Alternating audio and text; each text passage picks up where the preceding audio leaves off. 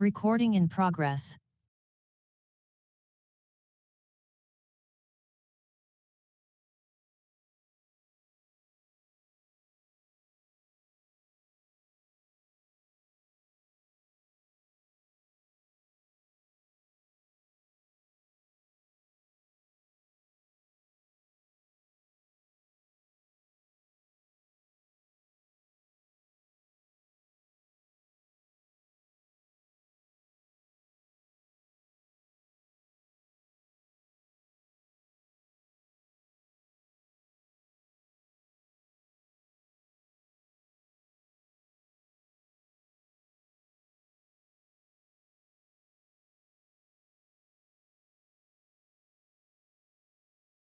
The Richland County regular session on June the 7th, 2022. This meeting will now come to order. Madam Clerk, would you please call the roll? Malinowski. Here. Pugh. Here. McBride. Livingston. Here. Teratio. Here. Joe Walker. Here. Barron. Here. O'Walker. Present. Mackey. Here. English. Present. Newton. Here. Have a quorum. Thank you, Madam Clerk. Next item on the agenda is the invocation, which will be given by the Honorable Bill Malinowski. Mr. Malinowski, you recognize, sir. Thank you, Mr. Chair. Ladies and gentlemen, I'm just going to freely talk here. I guess maybe do a little history so that we all know, and I'm sure we do remember all the different things that have taken place in the past couple of weeks and will be coming up in the next couple of weeks. Yesterday was the commemoration of D-Day. Now the figures are different on how many U.S. troops died there, but it's somewhere 1,500 to 2,500, a good sizable amount. Young people, all in their early years for the most part. A week ago we celebrated Memorial Day. Now, each of these holidays, most of us are given a holiday. We don't have to attend work, school. And what do? We maybe go to the beach, we go picnic, we get together with family and friends. But is that what that's about? It's not really. It's about the sacrifice that people have made for our country. So we can all be sitting here today and have input on the things that take place in our government and move on from there. So I'd like to acknowledge those two particular holidays. And then moving forward to about a week and a half from now is June 19th, when in 1865, a commemoration of the freeing of the last enslaved people in the United States took place down in Texas. And that's a huge turning point in U.S. history right there. So that's coming up. So when June 19th rolls around, just don't go cook out the hot dogs and burgers and have a few beers and sodas, but think about what these holidays really mean. Thank you, Mr. Chair. If you'll all join me in the pledge now, please. Thank you, Mr. Malinowski. I pledge allegiance to the flag of the United States of America and to the republic for which it stands, one nation, under God, indivisible, with liberty and justice for all.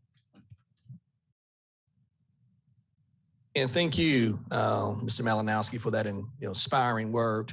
Next item on the agenda is item 4, which is approval of the minutes. Item 4A to be specific, that's the regular session from May 17th, 2022. Any changes, additions, or deletions to the minutes from the May 17th, 2022 regular session? Motion to approve. Second. Who to properly second? Any discussion? There being none, Madam Clerk, take the vote, please. Yes. Pugh. Yes. Livingston. McBride. McBride. Livingston. Yes. Teratio. Yes. Joe Walker. Yes. Barron. Yes. O'Walker. Yes. Mackey. Yes. English. Yes. Newton. Yes. Motion approved. Also let the record reflect that Councilwoman Yvonne McBride has arrived, and Ms. McBride, we're glad that you made it here safe and sound. Always glad to have you. Next item on the agenda is item 4B, approval of the minutes for the budget public hearing for May 19th, 2022. Any changes, additions, or deletions? If not, I entertain a motion. Move to approve. Second, Mr. Chair. The move to properly second. Any discussion? There being none, Madam Clerk, take the vote, please. Malinowski. Pugh. Yes. McBride. Yes. Livingston. Teratio. Yes. Joe Walker. Yes. Barron, Yes. O'Walker, Yes. Mackey, Yes.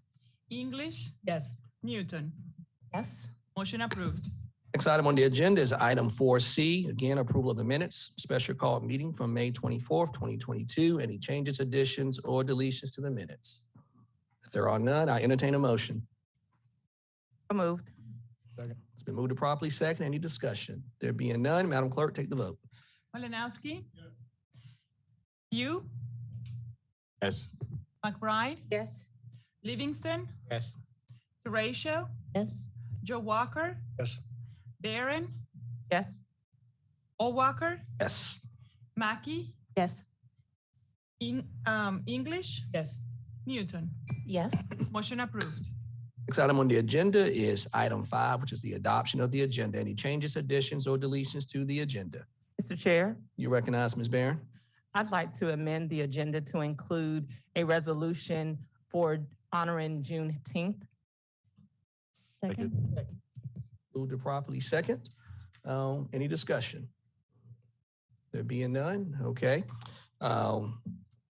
Madam Clerk, will you take the vote to, any further additions or adoptions to the agenda? Mr. Chair, You question. recognize Mr. Malinowski? Yeah, I've got a question. Are we just adding this to be voted on later, or would Councilwoman Barron like unanimous consent now? Well, she would like unanimous consent, but it's not anything we're voting on. It's just a resolution. Want to add it to the agenda. Vote later then. Got to get unanimous consent somewhere. Right. Great, And so okay. that's what we're taking the vote for now. Gotcha. Okay. Madam Clerk, take the vote. Malinowski. Pugh, Yes. Barron, Yes. McBride, Yes. Livingston, Yes. Teratio, Yes. or Joe Walker, Yes. Barron. Are you ready, Dick? O'Walker, Yes. Mackey, English, Yes. Newton. Yes.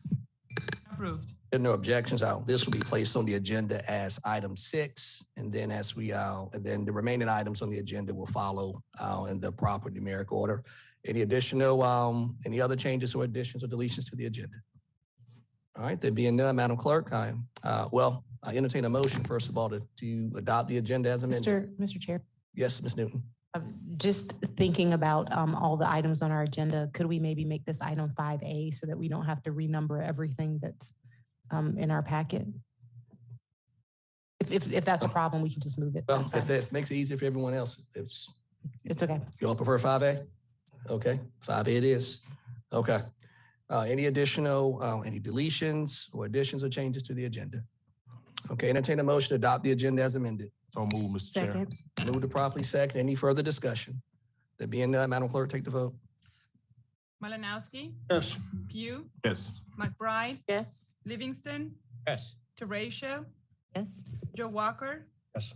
Barron, Yes. O'Walker, Yes. Mackey, Yes. English, Yes. Newton.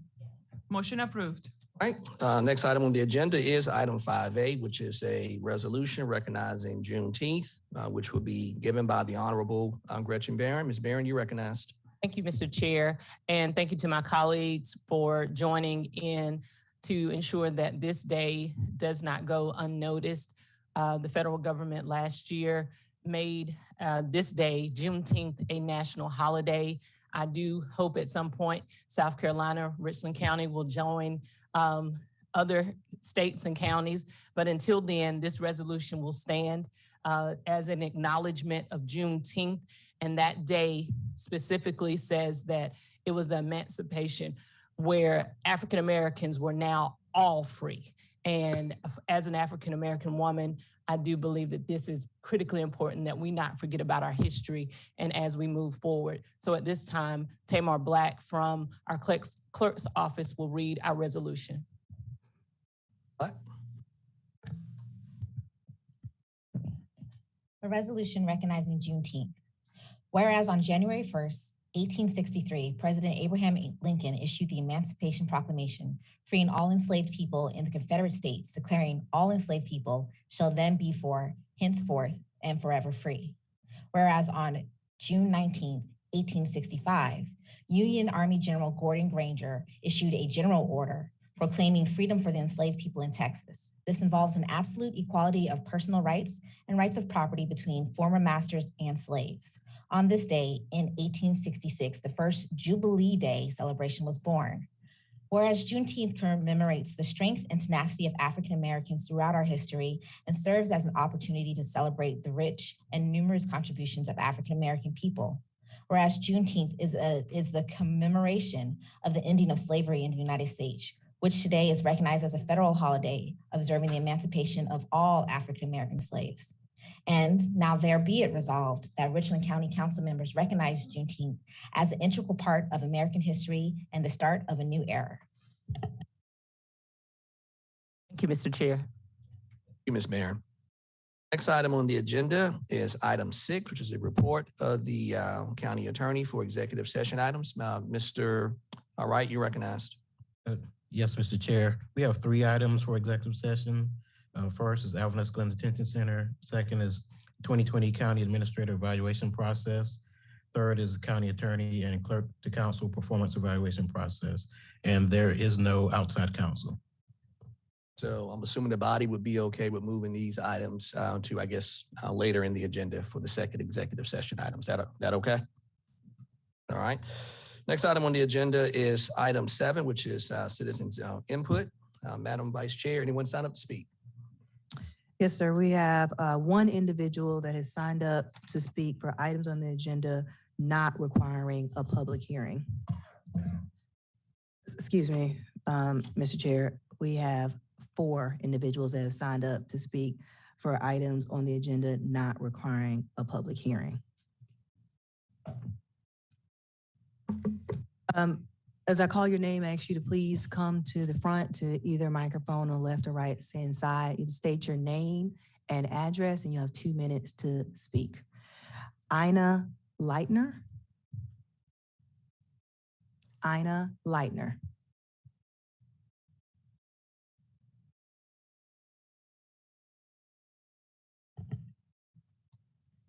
Ina Leitner, 1801 Carl Road.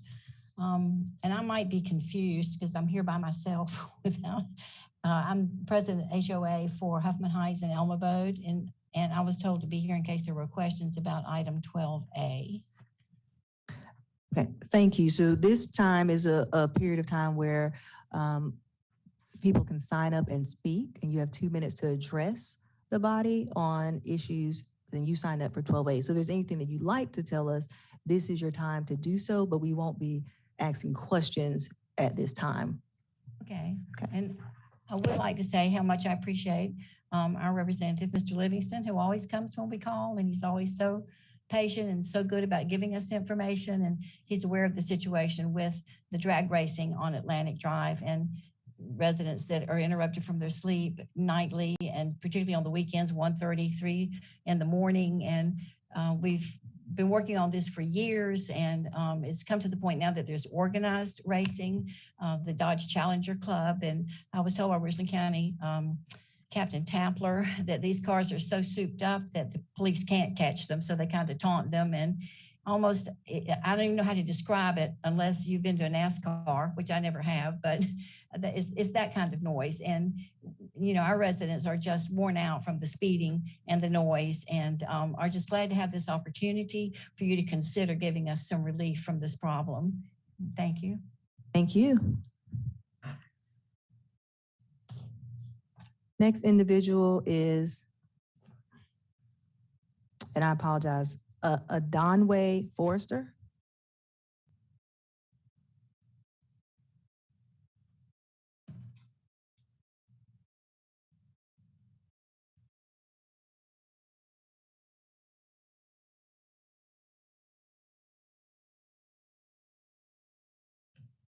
If you would, state your first and last name and address, please. My name is Adonai Forrester. I live at 822 Woodside Avenue, Columbia, South Carolina. I'm here to talk about the people that live around me.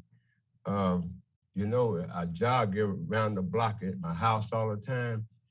And when I come back, I praise God coming back. So these people have got dogs, pit bulls, and they constantly let these dogs loose. And I have not ran in about 2 months. And I called the police. police said they have nothing to do with it. They even, 911 even blocked me one time for calling them because the dog was at the gate and he wouldn't let me out. I had to put a lock on my gate because every time I leave, they would let my gate open and I got 3 dogs and they would let those dogs out. So I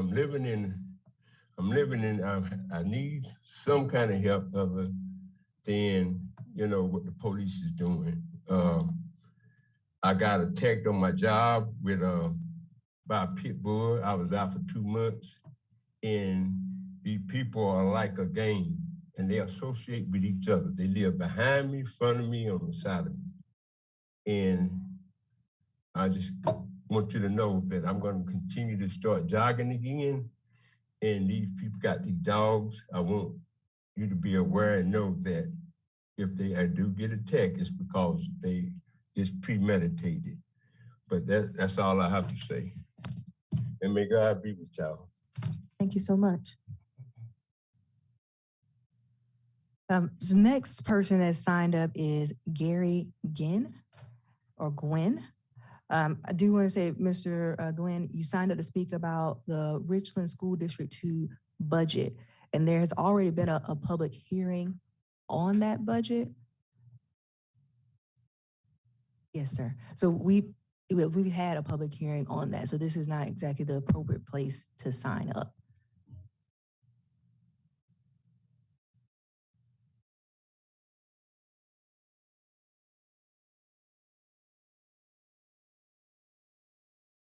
I'm sorry, I could not hear.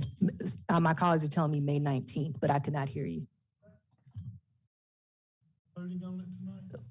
Well, sir, I don't think it's appropriate though right now to be talking through the audience right now.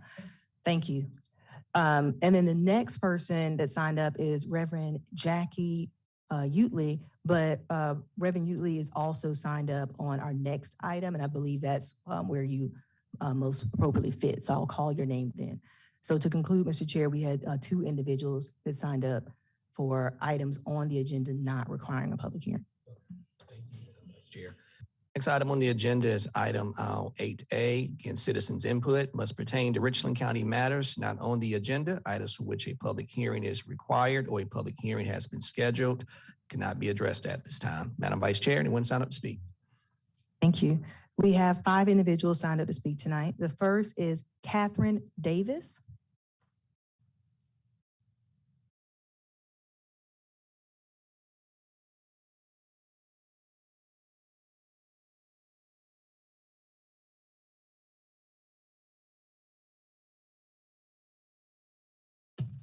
If you would state your first and last name and your address, please, and you have 2 minutes. My name is Catherine Davis, 241 Harlem Street.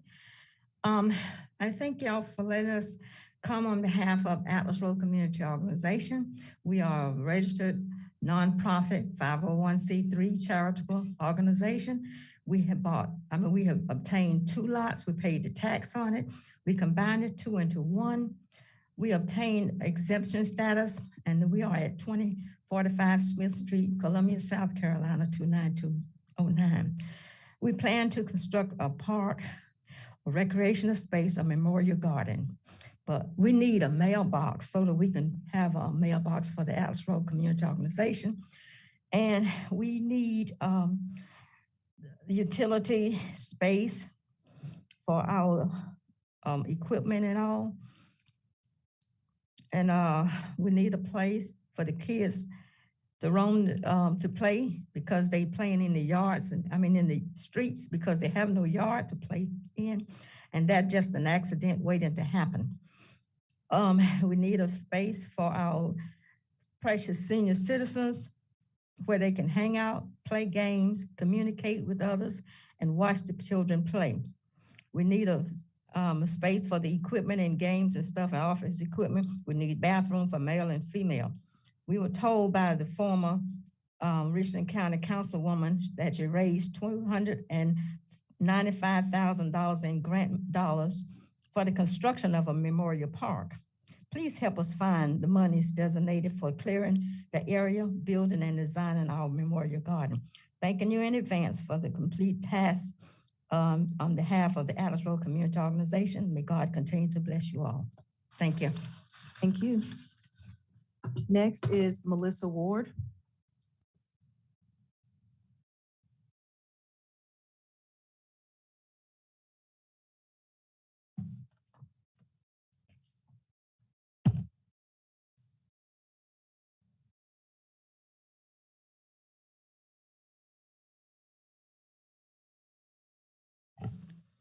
Thank you.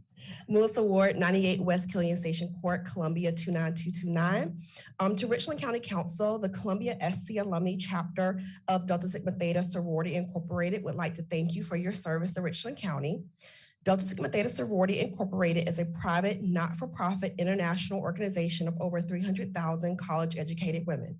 The purpose of Delta Sigma Theta is to provide assistance and support through established programs in local communities.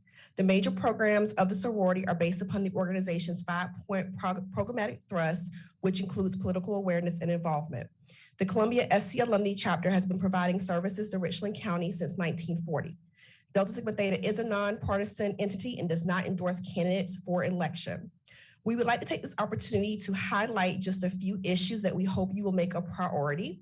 Citizen engagement. As a citizen in the United States, you have the right to vote and have your voice heard. We would like for you to offer equitable citizen engagement opportunities, particularly in reference to serving on boards and commissions, and provide transparency in decision-making.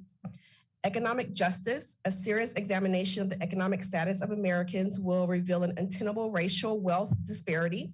We would like for you to encourage innovation by bringing high-speed internet to every corner of the county, support women and minority-owned businesses and require county contractors to meet DBE goals, support efforts to eliminate health disparities in the county.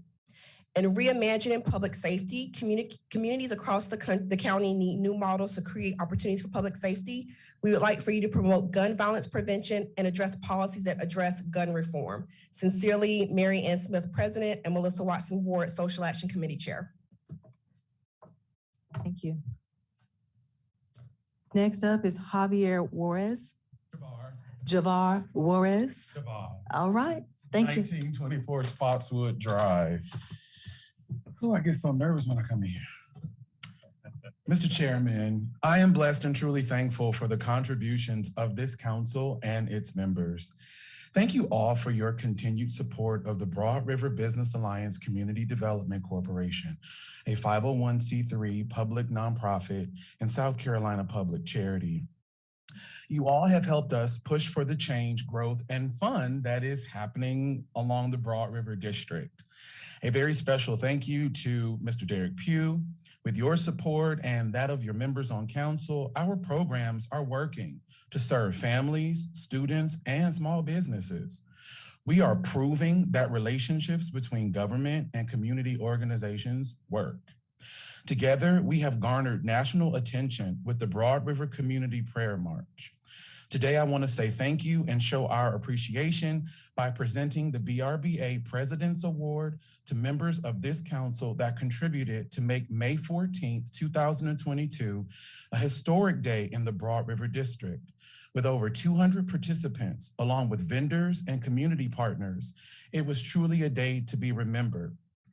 I would like to present this award to Councilman Derek Pugh, Councilman Paul Livingston, Councilwoman Allison Terracio, and a special Community Ambassador Award to Councilwoman Gretchen Barron for completing the whole walk with us. Thank you so very much to all of you, and we hope to continue to work with you all in the future to bring the change that we know can happen in the Broad River community. Thank you. Thank you all so much. Next up is Stephen Gilchrist.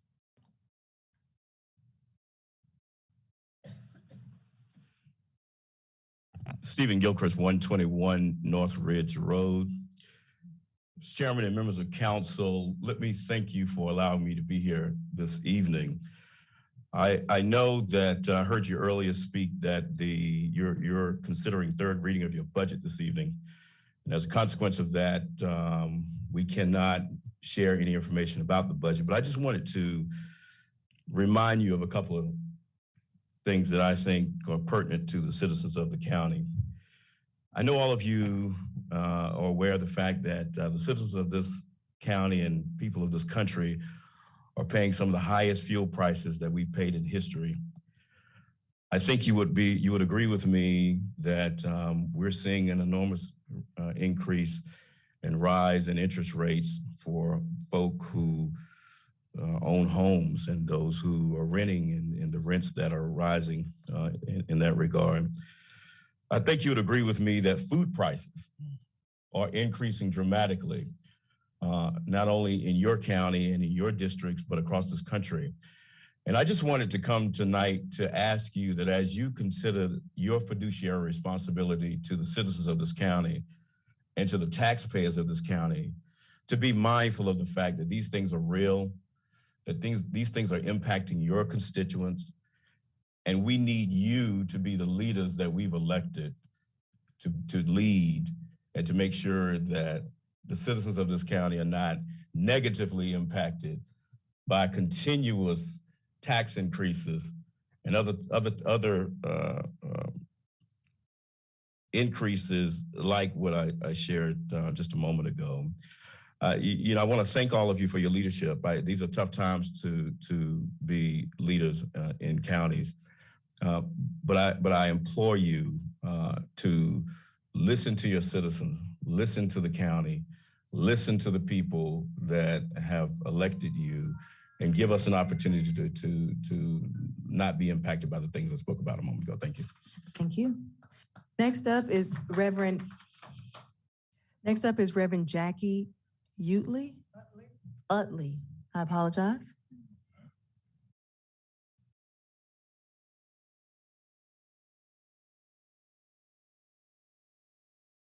Good evening.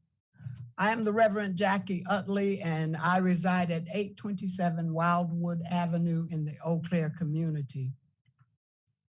I am a member and co-president of More Justice, an organization of 26 religiously, racially, and socioeconomically diverse congregations representing over 12,000 congregational members who are all committed to addressing serious community problems.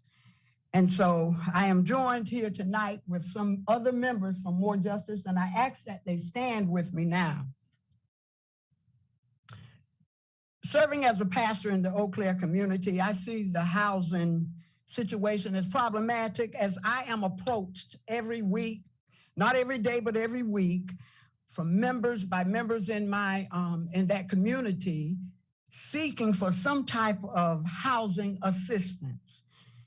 This is in addition to the hundreds of stories that we've heard across our congregations of working folks forced to make the decision between paying their rent, child care, or buying groceries every month with the worry of being evicted.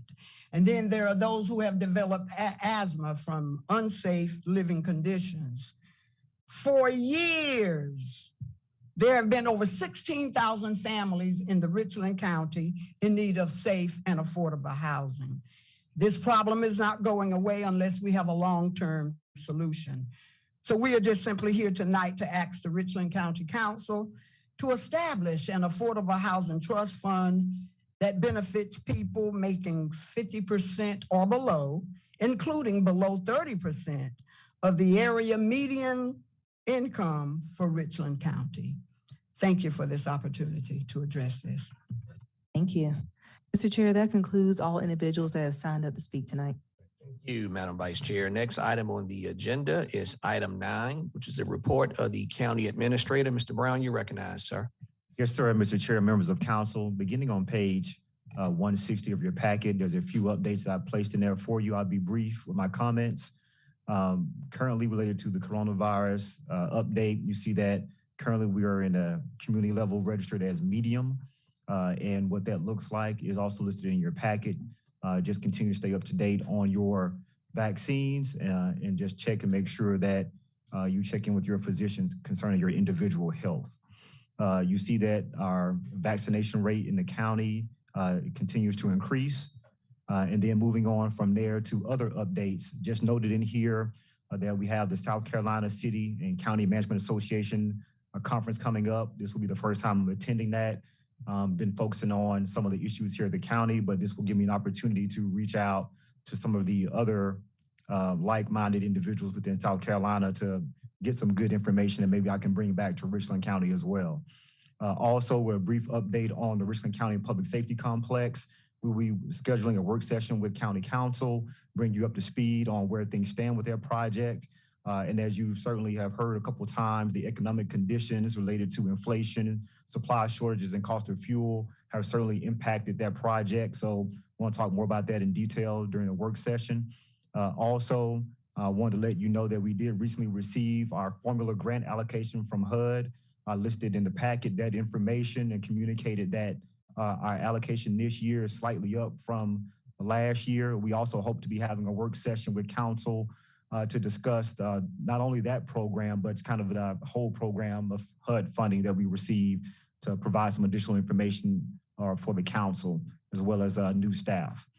Also, want to look at how we deal with the dispersal of grant funding, specifically when it relates to jurisdictions like Richland County, where we receive funding, but maybe our sister agency, the City of Columbia, receives funding, and then we have members within Richland County, which certainly includes the City of Columbia, vying for those same funds. Currently, right now, what's happening with the current funding program that we have specific to the COVID-19 program that's been done in-house is we are basically processing it as an unincorporated persons have first priority.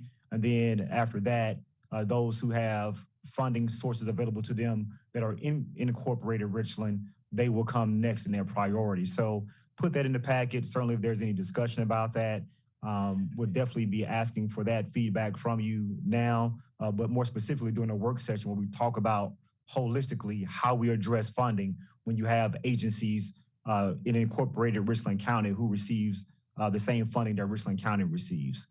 Any questions on that particular item before I move on, Mr. Chair? Questions from the body? There being none, continue on, Mr. Brown. Thank you, sir. Also, just a brief update, Planning Commission continues to go through their process. We have staff here who's been working with them on looking at the future meetings and the calendars to go out to address calendars for work sessions and meetings, and hope to have something updated where you can have advance notice of that. Also listed in your packet, an updated for the Riverbank Zoo. And that update shows you a potential timeline of events based off of what the council's normal kind of schedule is.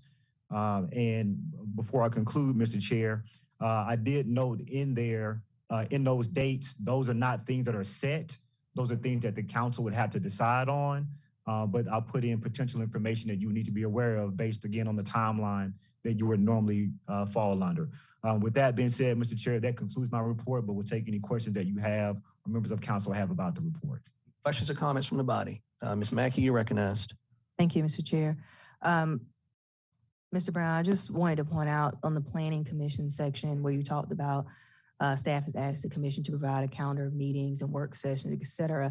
I want to be clear that that is in relation to the Land Development Code rewrite, and just to make it clear that we are waiting on the Planning Commission to release that is correct. That is that was very generic of me. It is specific to the Land Development Code rewrite, which includes both remapping and the text. And we have asked for that, and they are working through that. So to specifically answer your question, that would come from the Planning Commission. Thank you. Aaron, you recognized. Thank you, Mr. Chair.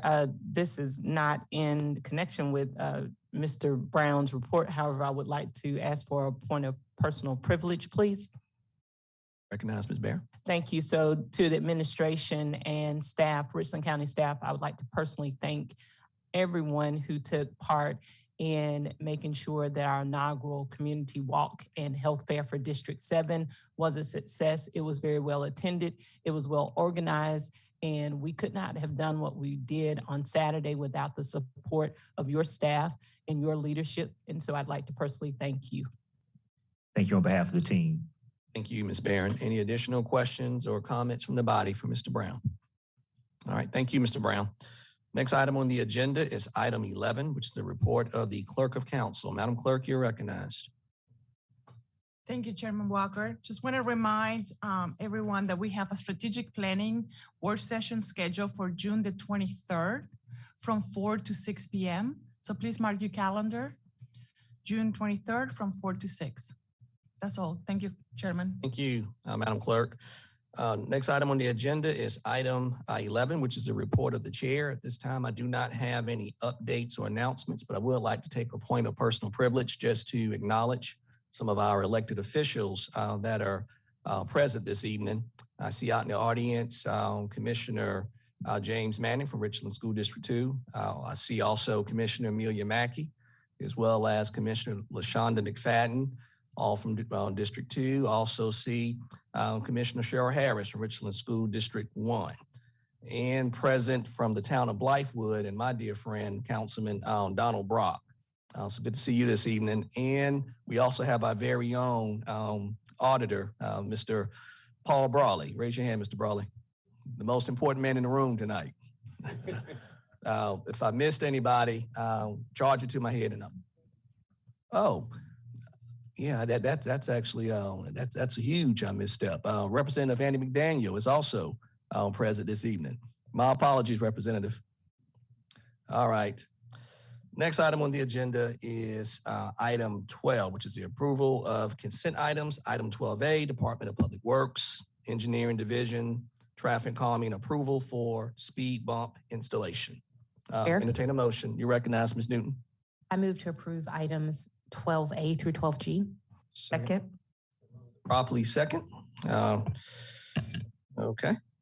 Madam Clerk, take the, Ms. Malinowski, recognize. You repeat the items, was it 12A through G? Yeah, right, 12A through G. Okay. Okay, any discussion? You recognize Ms. McBride? I just have some questions regarding. Okay. Well, so can we get a second, have some discussion? Okay, so A second. it's been seconded, discussion. You have some questions, Ms. McBride? Yes, sir. So who can answer questions involving 12A? Would that be Director Maloney? Mr. Chair, point of order. Yes, Ms. Malinowski. Normally, when we get to this point, council members would ask that a particular item be removed, and then we vote on the remaining consent, and then you come back to them. That would be correct. Okay. Okay. So Ms. Ms. McBride, are you McBride asking for that wants to item to be removed and we just vote on items B through G? If that is the correct protocol, then I would request that it be removed just for a few questions. Yes. Okay.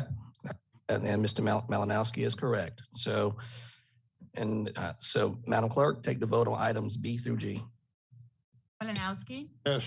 Pugh, Yes. McBride, Yes. Livingston, Yes. Teratio, Yes. Joe Walker, Yes. Barron, Yes. Walker, Yes. Mackey, Yes. English, Yes. Newton. Motion approved. Items seem to be reconsidered. Okay, I entertain a motion. Reconsider. Second. And that's items B through G. So move to properly second. Any discussion? There being none, Madam Clerk, take the vote. Malinowski, Pugh, No. McBride, No. Livingston, No. Teratio, No. Joe Walker, No. Barron, No. Walker, No. Mackey, No. English, Newton. Motion fails. Right back to item A on the agenda. I entertain a motion. Motion to approve? Second. Move to properly second. Any discussion? Yes, sir. Ms. McBride, you recognized. Yes, I would like to direct the question, I guess, to Public Works, Mr. Chair. In terms of the traffic calming and for requests, is it still the procedure that you have to go through a survey and count so many cars coming in and monitor their speed? Is that still the process? Yes, ma'am. Sharani Fuller, Assistant County Engineer, Public Works. That is the process. It's on a first come, first served basis. We do perform traffic studies where we monitor the traffic volume and also the speed. Okay, so in 12A, was that done or is there another procedure that you can use? No, ma'am, that was done. The traffic study was performed and it did pass all the criteria. So it is absolutely required for those procedures to take place before you can entertain a traffic calming technique or project there. Before an installation, yes. Thank you. You're welcome. Further discussion or questions? Approve item 12A, Mr. Chair. Okay. Wait, the motion's already been made, Mr. Livingston. So if there's no further discussions or questions, Madam Clerk, take the vote. Malinowski, Yes. Pugh, Yes. McBride, Yes. Livingston, Yes. Horatio, Yes. Joe Walker, Yes. Barron, Yes. Walker, Yes. Mackey, Yes. English, Yes. Newton. Yes. Motion approved. You know if this item needs to be reconsidered? Yeah. All right. Second. It's been moved to properly second. Any discussion? There being none, Madam Clerk, take the vote. Malinowski, Pugh, No. McBride, No. Livingston, No. Horatio, No. Joe Walker, No. Barron, No. Walker, No. Mackey, No. English, No. Newton. Motion fails. Next item on the agenda is item 12H, the County Administrator's Office, Verizon Wireless Lease Renewal. I entertain a motion. A move. Second. It's moved to properly second. Any discussion? Mr. Malinowski, you recognize. Hey, Mr. Chair. Couple items regarding the Third Amendment to the lease on page 334 in our agenda. Down toward the bottom, item number 3, the indented paragraph giving the effective on July 1st. In there, it says the annual rent shall increase by 2.5% over the annual rent paid during the immediate preceding year. Now, I'm wondering why we have 2.5% when previously we did have 3%. And in these times, with the cost of everything going up, including utilities, I don't know why we would decrease what we want to receive for utilities or rent. So I believe it should remain at the 3% that it previously was unless there's some justification for reducing it. I would defer to the administrator for that. Recognize Mr. Brown. Thank you, sir. So the requester simply asked that we put a standard inflation clause in rather than relying on CPI. So that's why that was changed. They asked if we could do that to rely on a standard increase rather than CPI year over year. But the standard increase previously, I believe you find it on page 315 and again on 328, was 3%. So why aren't we staying with what we had as the standard? What page are you showing it on, Mr. Malinowski? I'm sorry. Take a look here. It said the prior 4 years increased by 3% each year. Page 315, the prior 4 years increased by 3% each year and not by the consumer price index. So it's already stated there, we're not using CPI and we're doing 3%. So I would think we'd continue with the 3%. If it's the council so chooses, we'll take it back and tell them that if you decide to vote on it, that it will only be improved if it's at least 3%. To answer that question, Mr. Malinowski. Thank you, Administrator Brown. Also, number 4 on page 334, which it's highlighted, I believe, on everyone's. The very last line, it says all outstanding monthly installments of rent dating back to July 1st, 2020, that they're going to be paid. But I believe correctly, it should say installments and utilities, because utilities was a separate item. Now, I realize that we had a staff member that said, well, the $1,000 per month that we get from utilities is covered by the rent.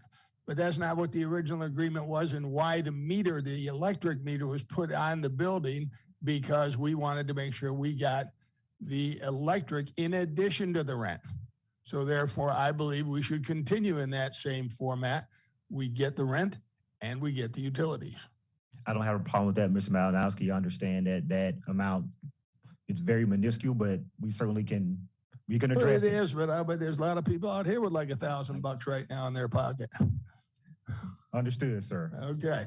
And lastly, on page 335, item number 6, it says the agreement and this amendment contain all agreements, promises, or understanding between lessor and lessee, and no verbal or oral agreements, promises, or understandings shall be binding upon either one.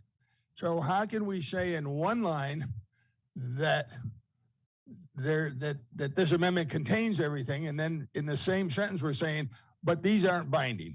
Now, I've never understood. I believe we need to use specifics, because I don't see how an agreement can have promises or understandings unless it is actually written out and telling what it is. Certainly, this council won't be here forever. So what I understand today, and another colleague understands today, is more than likely going to be different from what's understood 5 years from now. So I believe we need to spell out exactly what these so-called promises and understandings are. Mr. Chair. Recognize Mr. Wright. I believe what that's saying is that no verbal or oral agreements, promises, or understandings shall be binding. So none of that will be binding. Agree, but what are we saying that we're understanding there? Whatever is written is what's binding, not any verbal, oral agreements, promises, or understandings. Okay, as long as we're covered with that, then. Yes. Yes, Okay. sir. Well, then I would move to approve this with the addition of those two items, the 3% for the utilities as we had been collecting, and to add the words and utilities behind monthly installments, so we continue to get the utility payment that we had been getting. Malinowski, question, is that a substitute motion? That's my substitute motion. Okay. Or, well, I can make it we didn't do a motion yet because it was pulled. I mean, it wasn't voted on, was it? No, well, we hadn't been voted on yet, but a motion was made Okay. and got seconded. Well, that would so be a we're in friendly we're in amendment if it's discussion right easier. now. Yes, Ms. McBride. Yes, Mr. Chair, if the administrator. Was there a reason that? I'm sorry. You have it. Is there a reason why we accepted it and recommended the 2.5% increase versus the 3%? I'll go back and look and see if it was 3% in the original draft that we provided you versus the 2.5. As it was previously said, what I recall is they were just asking for a flat percentage rather than the CPI. So I had to go back and take a look at that, but it was really a focus on moving away from the CPI rather than, and using a flat increase. But I'll look at the 3%, but I'm sure they won't have an issue with the 3%, Ms. Okay, McBride. thank you. Okay. So I forget the maker of the motion. Who was the maker? Because Mr. Malinowski wants to make an amendment to the motion. So. Oh. I accept. Accept the Thank you, Ms. amendment. McBride. Ms. Wright, okay. All right. So, Madam Clerk, take the vote. Malinowski. Yes. Pugh. Yes. McBride. Yes. Livingston. Yes. Teratio. Yes. Joe Walker. Yes. Barron. Yes. O'Walker. Yes. Mackey. Yes. English. Yes. Newton. Yes. Motion approved. Item need to be reconsidered. I would appreciate it. So once they make these changes, I can get it to them and then we can get paid for the Move to previous time. reconsider. Properly second. Any discussion? There being none, Madam Clerk, take the vote, please. Malinowski. No. Pugh. No. McBride. No. Livingston. No. Teratio. No. Joe Walker. No. Barron. No. O'Walker. No. Mackey. No. English. No. Newton. No. Motion fails.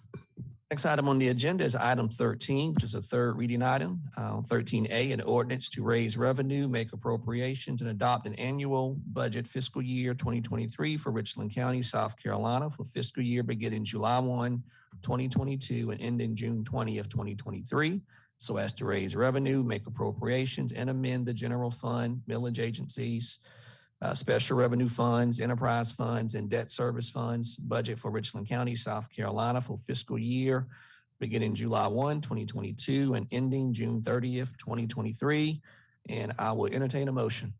Move for approval. Second? It's been moved to properly second. Any discussion? Just a clarification, is that motion is for approval for the second reading of the budget items? Ms. McBride, is your motion to approve the budget for second reading Yes. items? Mhm. Okay, she answers in the affirmative, yes. I'd like to remove the millage agencies from that. Second. Okay. So all millage agencies, Mr. Livingston, or any specific millage agencies? All with the exception of the school districts. Can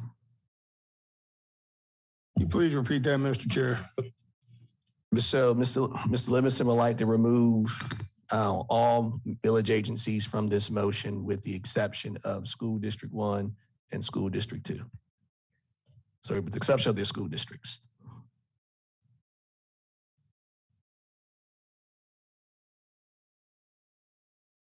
Recognize Ms. McBride. Just for the process, if we remove those items, then we would have to come back at another time to vote on them, or will we take the vote? On the motion, we'll come back. We'll come back After we to vote on the this. motion, yeah, then we'll come back and discuss those millage agencies that were removed. Okay.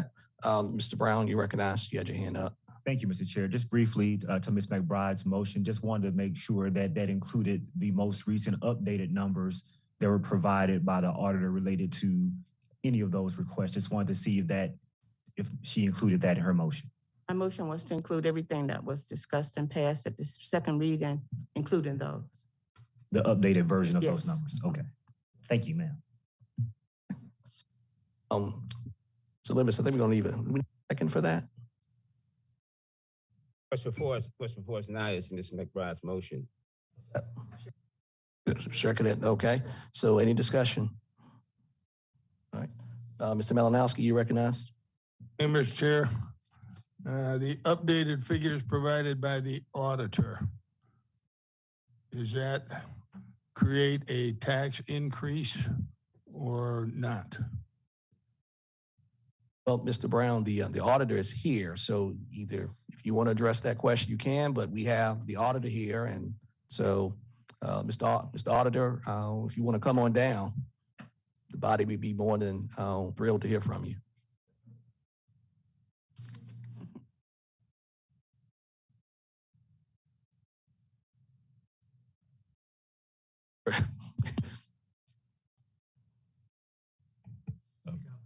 Thank you. Good evening, Mr. Chair, council members. Since I came on down, the price is right tonight. Your question, Mr. Malinowski, again, please.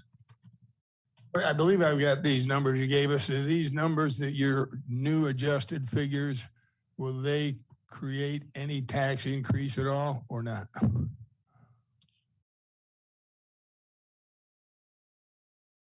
No, those numbers will not increase. If you do a no mill increase, those will not increase taxes. And then you have one on that same sheet that takes it out to the cap that will increase millage and taxes. So Ms. McBride's motion is that no mill. With that, Mr. Livingston amended it to separate, to take the no mill out, the millage agencies. But mine would address all of the others.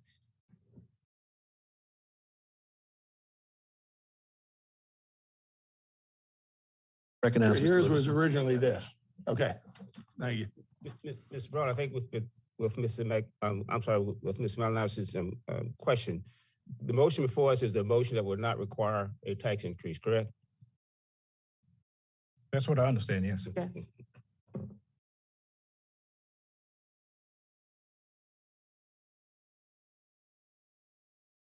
Question or questions? Mr. Chair. You recognize Mr. Walker. Just for clarity for the audience, we would be voting on everything other than the millage agencies to include school districts 1 and 2 in this vote. That's my understanding of Thank you. Just want to be clear. Mr.'s motion. Sure. Recognize Mr. Pugh. I have more of a statement, if that's okay. Recognize. Go Thank ahead. you, sir. This is a very, very hot topic in the community. The budget before us will not raise any taxes, but it's imperative that not only millage agencies, but Richland County as a whole needs to reevaluate how we spend money and make the necessary adjustments. Everything and everybody are experiencing shortfalls. So it's very important for us to exercise other options before sticking our citizens with a higher tax bill. Thank you. Thank you, Mr. Pugh. Additional discussion or questions? Ms. Barron, you recognize. Yeah, so I just want to, we're circling back and discussing millage agencies. Is that correct? Okay, I'll hold my statement. Additional questions or motion? Not motions, questions, comments, statements. Okay, there being none, Madam Clerk, take the vote. Malinowski. Pugh. Oh. McBride. Yes. Livingston. Yes. Horatio. Yes. Joe Walker. Yes. Barron. No. Walker. Yes. Mackey. Yes. English. Yes. Newton. Motion approved. Okay, so Mr. Livingston, you had your hand, you had your pen up? Yes, Mr. Chair, I want to respond to my decision to remove the village agencies. You recognize. And some of y'all may recall the last time I expressed my reason for not voting yes for second reading on the village agencies. And my reason for that is, well, first, before I say that, I clearly share the same goal as my colleagues for a no tax increase budget as we have, and I have in the last 3 years. My concern is whether or not we want to do it on the back of some of the village agencies and treat them all the same. Recently, in particular with issues like gun violence and crime, I've gone to prayer breakfasts and meetings and events and so forth. And the main theme there is, well, we need more recreation for our youth. Well, we need more job skill training. Well, we need more mental health. But we have a budget before us with our village agencies. Those are the ones that we're cutting. We're giving them less funding than they received last year. And that is what concerns me, because we're balancing the budget with a no tax increase off the backs of those agencies that I think is at a time when we really need the funding. Is my main concern. I want to at least make sure my colleagues understand that important point, because we have those agencies that I mentioned, Middle Seneca College, mental health, recreation, those agencies are getting less funding than they received last year. They also have to pay more costs for the things and the service they can provide our young people.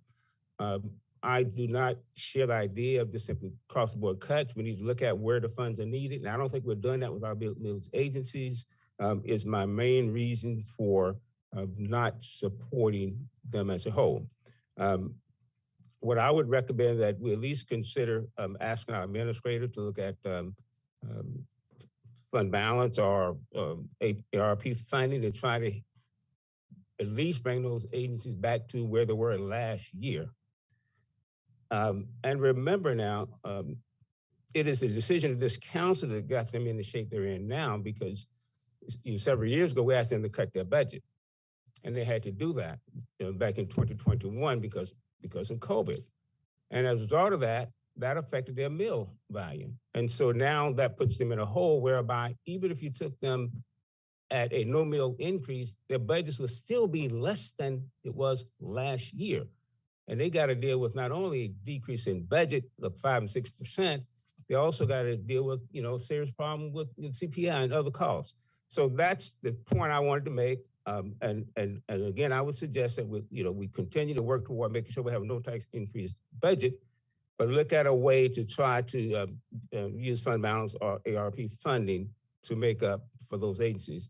In my conversation with the auditor, all 4 of those agencies, by just giving them what they received last year, would cost us 1.1 mil. And I find it hard to believe that we cannot find 1.1 million in our budget and not increase our taxes. Thank you, Mr. Livingston. Mackie, you recognize. Thank you, Mr. Chair. And thank you, Mr. Livingston, for sharing your comments. I did want to just clarify with some of your statements in saying that council has cut funding. Council did not cut funding. We did not reduce the millage. It is the same millage that they had before. And so I want to kind of put that out there and say, we're not cutting. The same way the millage agencies are faced with challenges, so as we are as the county, and so are our residents. They are faced with the same challenges of increased cost of gas, food, taking care of their kids. They are facing those same challenges as well. So the millage agencies are not alone in this. Everyone is facing those same challenges, and we all have to make those changes. So it's not anything, I think, directly pointed at the millage agencies, but we are, as a whole, are impacted. I think if this body wants to look at using the general fund, we also have to be realistic about where we are with our finances.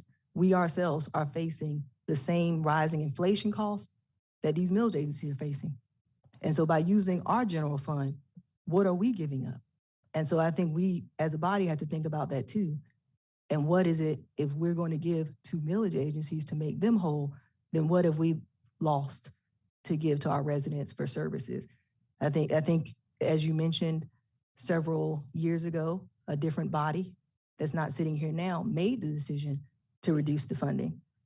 And I understand that, but we're all facing it, and residents are all facing it. And I just think we really do have to be mindful of what that impact looks like for everyone. Thank you, Ms. Mackey. Ms. Barron, you recognized. Thank you, Mr. Chair.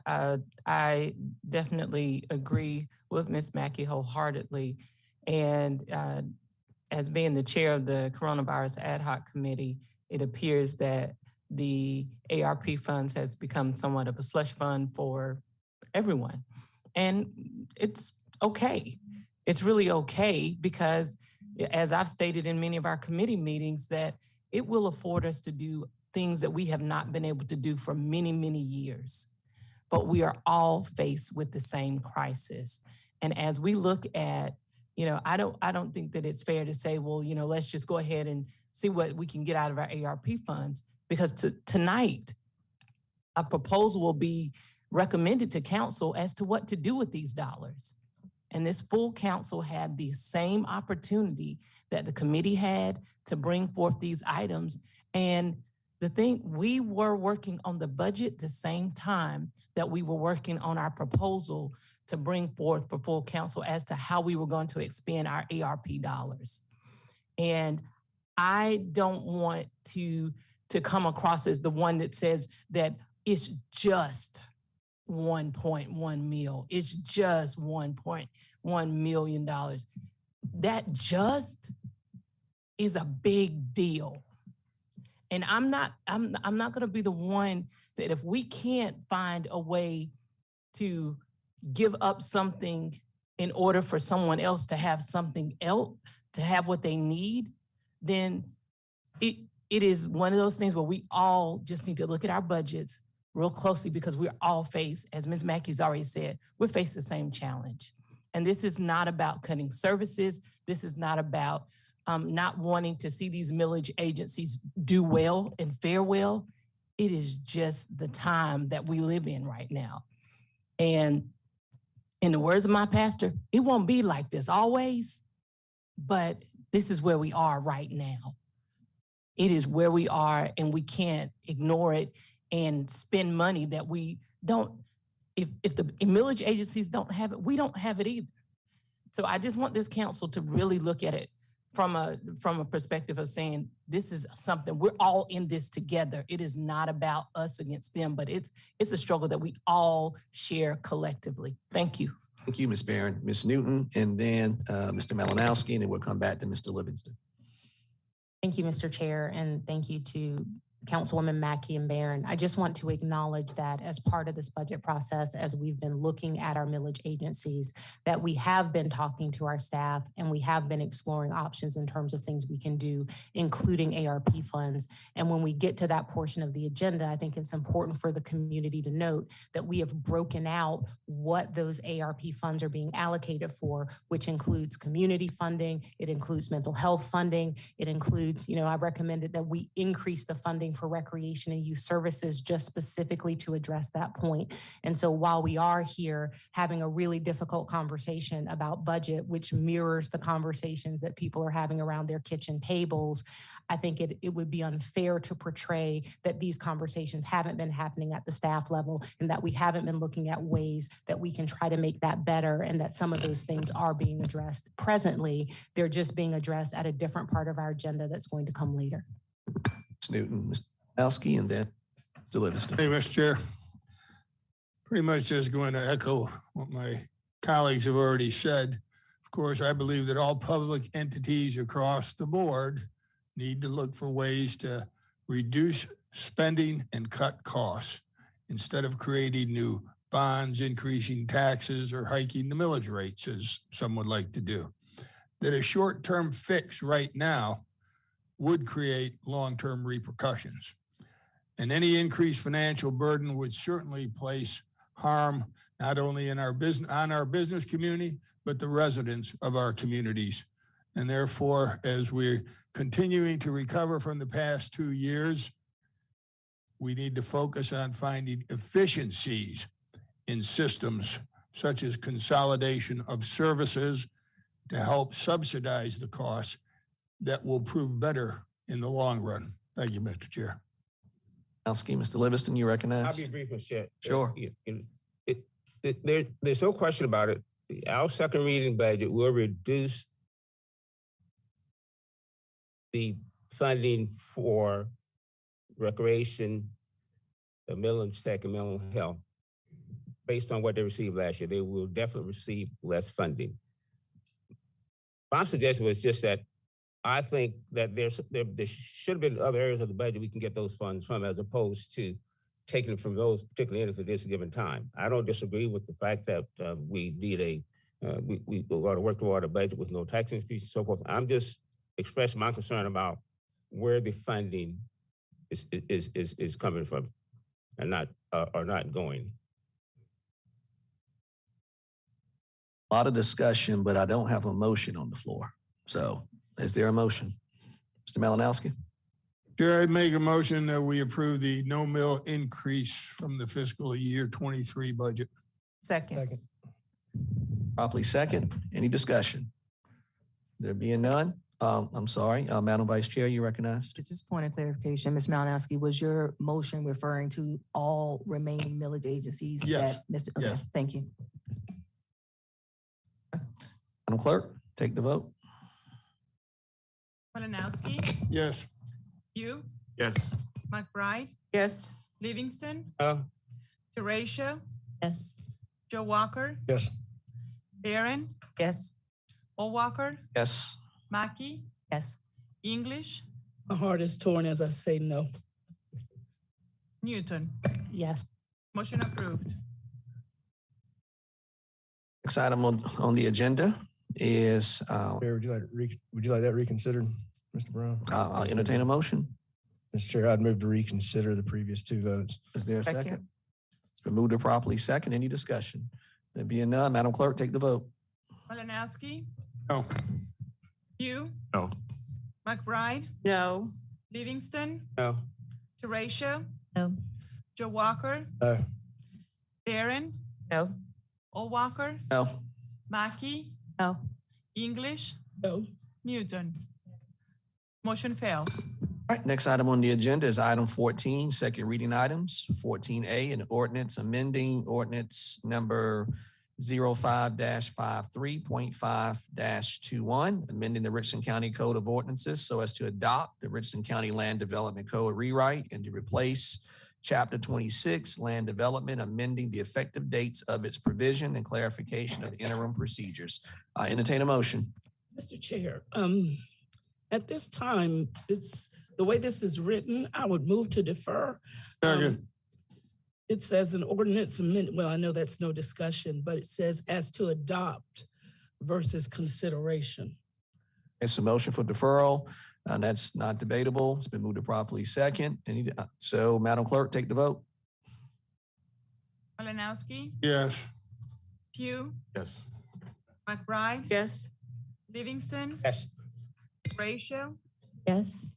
Joe Walker, Yes. Barron, Yes. O'Walker, Yes. Mackey, Yes. English, Yes. Newton. Yeah. Motion approved. All right, next item on Mr. the. Chair? Yes, you recognize Ms. Horacio, then Ms. Newton. Thank you. I don't know if this is the right time to say this, but when we defer something, we usually say when we're deferring it to. Okay, so you want that deferred to the next council meeting? That will be, Madam Clerk, can you tell us when's the next council meeting? June 21st. June 21st. So matter would be deferred until June 21st. Is that fine? Okay. All right, Ms. Newton. All right. Next item on the agenda is item 14B, an ordinance authorizing the acquisition of certain property located in Richland County and other matters related thereto. I entertain a motion. All right, is there a second? Second. It's moved to properly second. Any discussion? Mr. Malinowski, you recognized. I'm sorry, I've already asked Director Rubel some questions here before getting here, but I see there's one that I missed. And that is, we refer in this first item to, it mentions about an effective date, but nowhere did I see an effective date written out or explained what it is. Talks about an inspection period, and I'm referring to page 483 of our agenda, the very bottom, C, on or before the date 5 days after the effective date, but I never saw an effective date explained. Ask you that question for Director Rubel, you said? I think unless somebody else wants to answer it. Okay. I was looking for him. You said Director Rubel. Yeah, I was and looking so at him down I there. was wondering.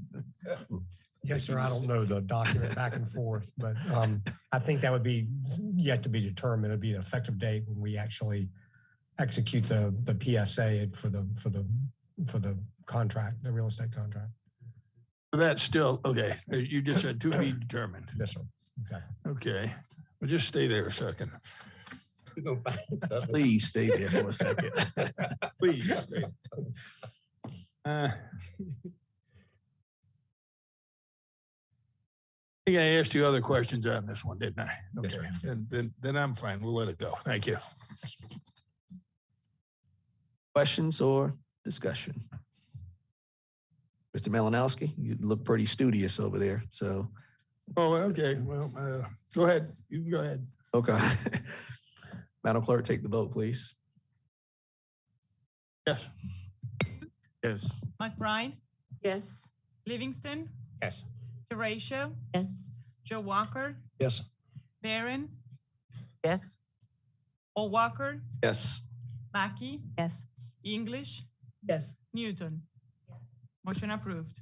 Next item on the agenda is item 15, which is a report of the Administration and Finance Committee. It's 15A, which is well, actually, I'm about to steal your thunder, Mr. Malinowski. That report will be provided by the Honorable Bill Malinowski. You were recognized. Thank you, Mr. Chair. The committee, after reviewing this, made a recommendation in favor, not unanimously, to provide a 20%, pay for 20% of this particular dirt road maintenance that the East Public Service Commission was asking for. That was the committee's recommendation, 20% of the cost. Heard the recommendation of the committee. Any discussion? All right, Madam Clerk, take the vote. Malinowski, Oh, Pugh, Yes. McBride, Yes. Livingston, Yes. Ratio, Yes. Joe Walker, Yes. Barron, Yes. O'Walker, Yes. Mackey, Yes. English, Yes. Newton. Motion approved. That concludes my report, Mr. Chair. Thank you, Mr. Malinowski. That's not an item that needs to be reconsidered, does it? Just out of curiosity. It doesn't have to I think be. it does. I see Director Davis It's only a is one reading giving a item. hard nod, so I entertain a motion. Move for reconsideration. Is there a second? Second. Let's move to properly second. Any discussion? There being none, Madam Clerk, take the vote, please. Malinowski, Yes. Pugh, McBride, Yes. Oh, no, I'm sorry. No. Livingston, Yes. Derecho, No. Joe Walker, Aye. Barron, No. O'Walker, No. Mackey, No. English, No. Newton. Motion fails. All right. That concludes the report of the A&F Committee, Mr. Malinowski. Yes, sir. That's All it. right. Thank you. Next item on the agenda is item 16, which is the report of the Economic Development Committee, which will be given by the Honorable Paul Livingston. Mr. Livingston, you're recognized. Thank you, Mr. Chair. Item 16A, committing to negotiate a fee in lieu of ad valorem taxes agreement between Richland County and Project Green, identifying the project and other matters related thereto. Committee recommendations for approval, and that is just simply to negotiate, and that item will come back before council. Heard the recommendation of the committee. Any discussion? No questions. There being none, Madam Clerk, take the vote. Malinowski, Yes. Pugh, Yes. McBride, Yes. Livingston, Yes. Derecho, Yes. Joe Walker, Yes. Barron, Yes.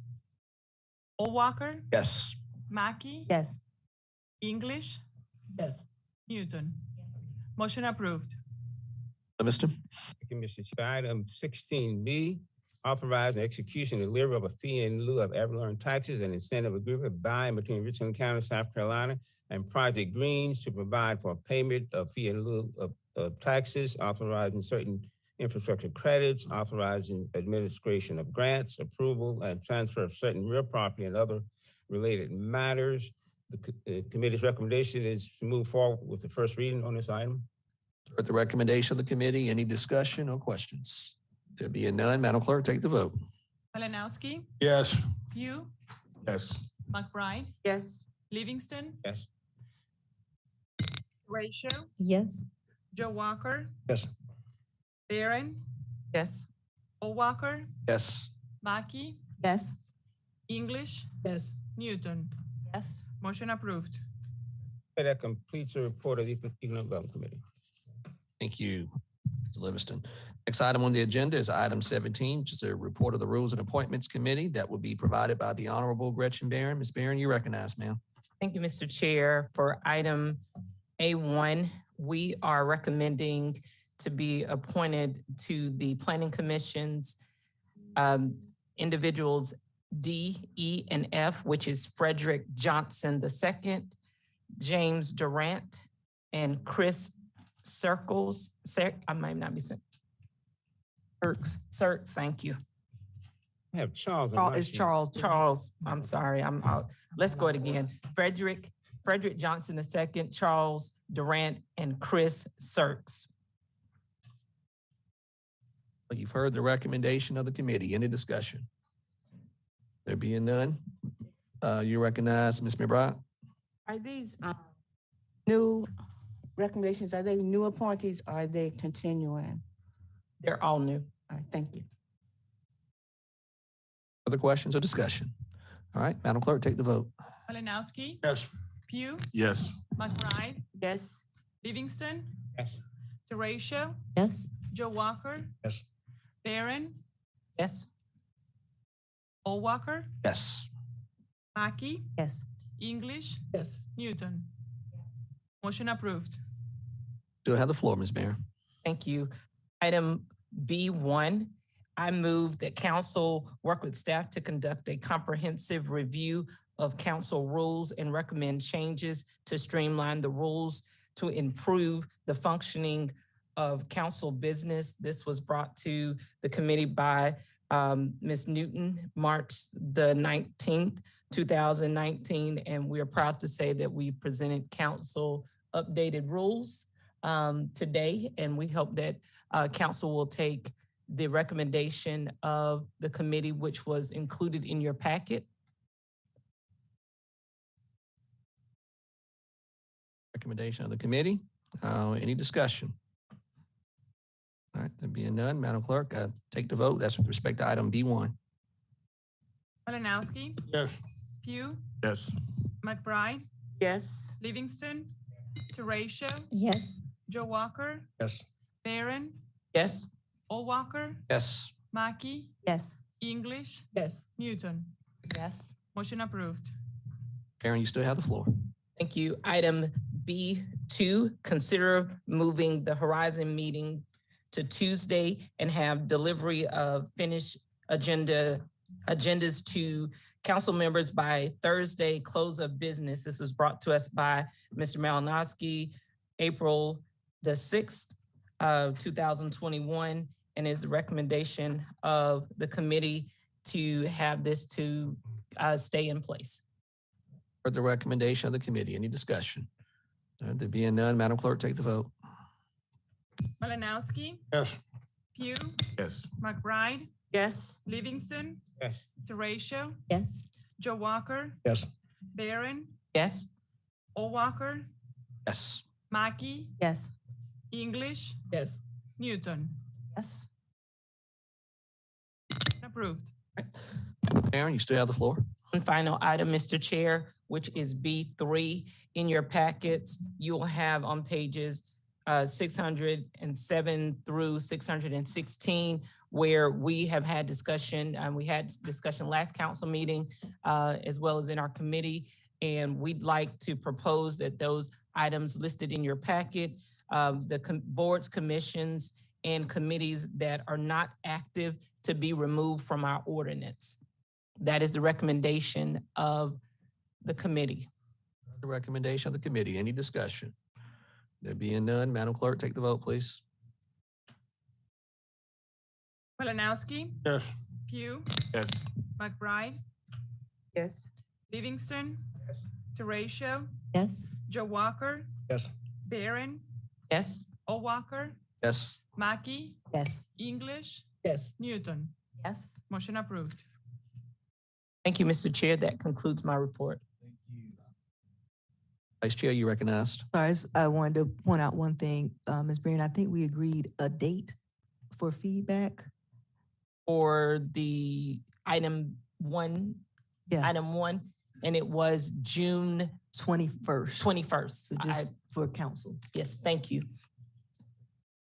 Just to clarify completely, if all council members would please review and provide any feedback by June 21st. Thank you, Madam Vice Chair. Thank you, Ms. Bain. Mr. Chair, You recognize. sorry for Mr. Brown. interrupting, but Madam Chair, would you consider reconsideration of those planning commission appointments? Yes, I will. Reconsider. Second. There, so we're moving to the items, item A1. 18A, D through F, right? That's the planning commission appointments. Yes. Well, 18A, but D, E, and F. Okay. 17. Let's move to properly second. Any discussion? There being none, Madam Clerk, take the vote, please. Malinowski, No. Pugh, No. McBride, No. Livingston, No. Teratio, No. Joe Walker, No. Barron, No. Walker, No. Mackey, No. English, No. Newton. Motion fails. Mr. Racio, you recognized. Thank you. And just for clarity on feedback for the rules, how would people like that feedback? That feedback should come to the clerk's office. Okay, thank you. Question, Mr. Racio. All right, next item on the agenda is item 18, which is the report of the Transportation Ad Hoc Committee. Now, that will be provided by the Honorable Jessica Mackey. Ms. Mackey, you recognized. Thank you, Mr. Chair. The Transportation Ad Hoc Committee, and this is for, 18A, Gardner's Ferry Harmon Intersection Project. The Transportation Ad Hoc Committee recommend council approve the award of the Gardner's Ferry Harmon Intersection Project to Cherokee Inc. in the amount of $1,841,866.65 with a 15% contingency of $276,279.99 for a total amount of $2,118,146.64. Heard the recommendation of the committee. Any discussion or questions? Mr. Malinowski, you recognize. Thank you, Mr. Chair. I'm not sure who, or I should say, I'm not sure how the engineer comes up with an estimate on these projects or how old the estimate was that we were provided in this committee. But the actual bid was almost 79% higher than the engineer's estimate. And when you add in the contingency, it winds up more than double the engineer's estimate, or 105%. And while it's stated that we'll use what we'll use to cover this shortfall, it would be covered by the reserve fund that was created through de-scoping of various projects around the county. And that was approved by council. But the one thing that wasn't approved by council is how those reserve funds should be spent. We can have 10 items that come up, but if the first 4 or 5 receive all of the reserve funds, there's nothing left for anybody that's coming next. So it's kind of like first come, first served. And other than that, too bad for you. I just think we need to come up with a system as to how these reserve funds should be used. Maybe we could dedicate only 10 or 20% of the reserve funds for each individual project.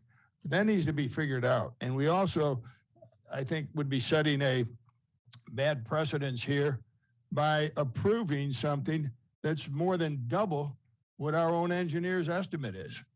I think we need to get some reality somewhere, because all we're doing is sending a message that don't worry about what any estimates are. The county council is going to approve whatever you bid, as long as you're the low bidder. So for that reason, I can't support it. I think it needs to go back and be rebid. Thank you, sir. Thank you. Yes, thank you, Mr. Chair. If I would have Director Maloney come forward to address some of those comments that were made, especially regarding estimates for when these projects, the estimates occurred. We all know there have been inflation and rising costs that we cannot account for. And I believe we have also had discussions about the prioritization of this pot of money. So Director Maloney, if you would address some of those comments, please. Yes, ma'am. Thank you. You recognize Director Maloney. Yes, sir. Yes, we indicated in the committee that this estimate appeared low to staff. So this came from our OET, and it was provided in November of 21. It appeared to have some low bid items in it as far as unit pricing, but it doesn't account for everything as far as cost doubling. What appears to be closer to me is the overall project value. In other words, looking at engineering, construction, through the design and construction phases and all the services being provided to initiate this project. It was planned to be at 2.6 million. To complete that now, it looks like we'll need 2.9 million. So the shortage is actually 300,000 on the project. The construction estimate, again, we've gone to our OETs and indicated we need better numbers and we need them up to date before bidding, not months before bidding. And we've seen a lot of unit prices increase substantially over the last 2 months, in 3 months, but not to account for that amount. So that's on our estimate there. But again, through all those increases, this was programmed at 2.6 million, and we are controlling costs so that the overall cost is 2.9 million.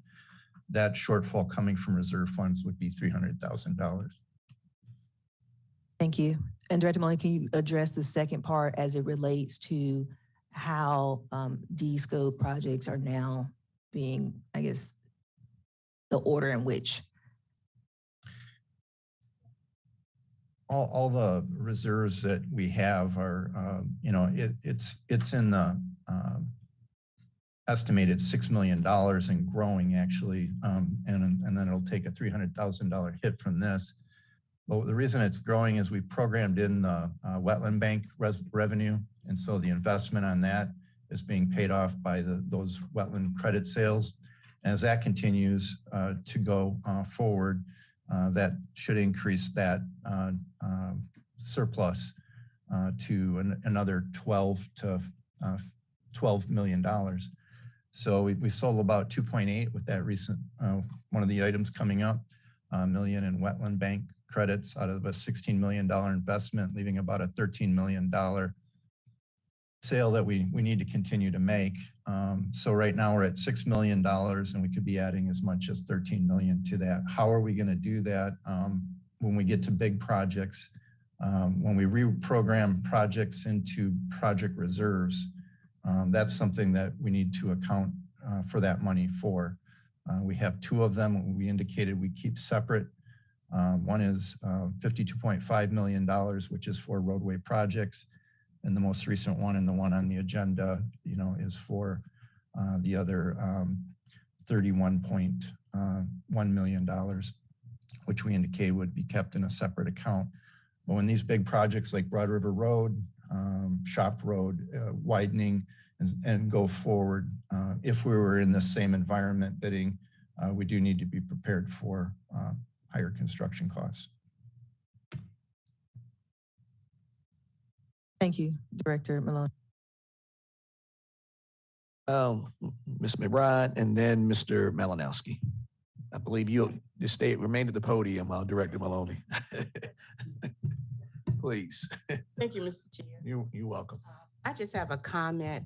In fact, I agree with Mr. Malinowski in the prioritization of how we're using reserve funds.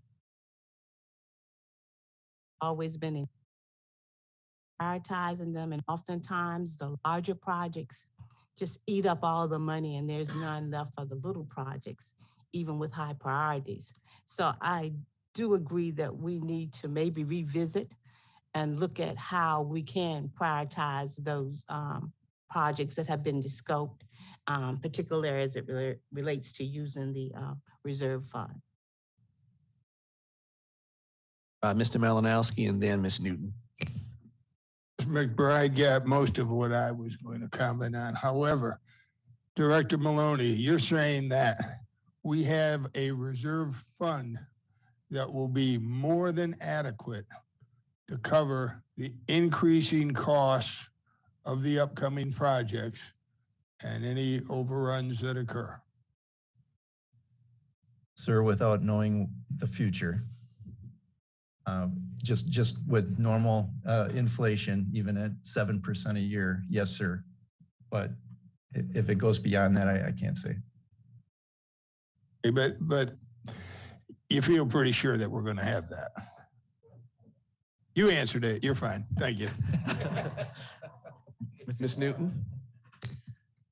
Thank you, Mr. Chair, and thank you, Mr. Maloney. I guess I just want us to acknowledge or maybe have you address that I think it's extremely important that we have criteria that are fair that we use, and that was what we did when we did the rescoping project. So we addressed looking at every single project that hadn't been started. We looked at what the estimates were, updating the estimate, and evaluating those against a specific set of criteria that included school safety, it included level of service, it included what was originally done. So I guess I would just like for you to either confirm that process that I remember working really hard for, or tell me where I have erred in my representation of us having created criteria. I believe the criteria you created was excellent. We have funds right now to cover all these projects. So, given normal inflation, given normal current inflation, I guess. Normal current inflation, it's there. And we're not in these projects, and quite a ways into it, we're going to have other intersection projects coming up. We won't be going into those larger reserves that have been created. We're talking about still using the money you saved in descoping and kind of balancing that with the revenue coming in from the wetland bank. So we'll definitely be announcing when that isn't going to work anymore, but and we get into those larger reserves. But I really can't program those reserves other than to say I think they should remain that for quite a long time until we get through some of the big projects, because it's hard to say, looking at some of the other large counties that have had the penny and said, we're going to keep a reserve and we're going to program part of the penny, but not 100% of it. I think we're in a state where we've created enough money to do the right thing and just keep some money in reserve till we get through the Broad River Road, the Shop Road widening, the Atlas Road widening. And we see what prices are coming in at, and knowing that we have some comfort in those reserves being there for, the state of the economy in the future. Additional, Ms. Newton? No, thank you. Okay. Ms. McBride, you're recognized. Mr. Chair, I've worked with the Transportation Committee for almost 7, 8 years. And the process was flawed in the beginning, and we came back and we did a fair job of improving it. We didn't, however, use weighted values, but we did a decent job. And so that's why I'm recommending that we go back and take a second look. So thank you. Additional. Mr. Chair, real quick. Mr. Brown, you recognized. Something that we didn't say is that the last approvals that you did for the pots of funds, you specifically said that will come back before council. So I just want to communicate that. Also in the packet today, if you approve that, it says it comes back before council. So those will have to be prioritized by council. Staff won't be doing that without council. Thank you, Mr. Yes, sir. You're welcome. Additional discussion or comments? All right, you've heard the recommendation of the committee. So Madam Clerk, take the vote, please, with respect to item 18A. Malinowski, Now, with Director Maloney's almost assurances, yes. you, Yes. McBride, Yes. Livingston, Yes. Horatio, Yes. Joe Walker, Yes. Barron, Yes. Walker, Yes. Mackey, Yes. English, Yes. Newton. Yes. Motion approved. Mr. Chair. Yes, Oh, and Chair of the committee, if I could just take a moment of personal privilege. This is a project that is in my district, in District 11, and I know there's always a lot of conversation about the penny and where penny projects are done and if they're covering the entire county. We've done a lot of road repavings in my district and in Lower Richland. And again, I just want to acknowledge that this is one of those penny projects that has previously been approved that is being done on Garner's Ferry Road, which is really the main thoroughfare for people coming in and out of Lower Richland. So thank you to council. You still have the floor. Thank you, Mr. Chair. And before I move to 18B, I would ask Director Maloney if you would provide an updated report for all council members of the D-scope projects that we have funded in the order in which that they were previously approved, so that everyone can have an update of where we are with our projects and what's next on the list. Thank you. Item 18B, Mitigation Bank Credit Transaction, Scdot US 76 Bridge Replacement and I-26 Improvements. Transportation Ad Hoc Committee recommend council approve the 2 requests from the South Carolina Department of Transportation to purchase a combined total of 41.16 excess wetland and 2,962 excess stream credits at a rate of $12,500 and $125 per credit respectively. You've heard the recommendation of the committee. Any discussion, questions, or statements? Madam Clerk, take the vote, please. Malinowski, Yes. you, Yes. McBride, Yes. Livingston, Horatio, Yes. Joe Walker, Yes. Barron, Yes. Walker, Yes. Mackey, Yes. English, Yes. Newton. No. Motion approved. You have the floor, Ms. Mackey. Thank you, Mr. Chair. The next item is the Penny Program Administrative Fund Deprogramming. The Transportation Ad Hoc Committee recommend council approve the request to move the remaining balance of $31,130,528.15 from the administrative debt service cost and the transfer and to transfer the general fund proceeds to the program reserve fund to be used as county council approves for referendum projects.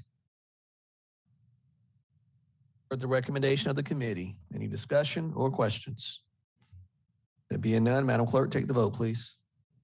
Malinowski, Pugh, Yes. McBride, Yes. Teratio, Yes. Livingston, Joe Walker, Yes. Barron, Yes. O'Walker, Yes. Mackey, Yes. English, Yes. Newton. Yes. Motion approved. Thank you. Before you conclude, or any of these items need to be considered? Yes, please. Items 18A, B, and C. Yes, please. So moved. Second. Move to properly second. Any discussion? There being none, Madam Clerk, take the vote, please. Malinowski, Pugh, No. McBride, No. Livingston, Teratio, No. Joe Walker, No. Barron, No. O'Walker, No. Mackey, No. English, No. Newton. Motion fails.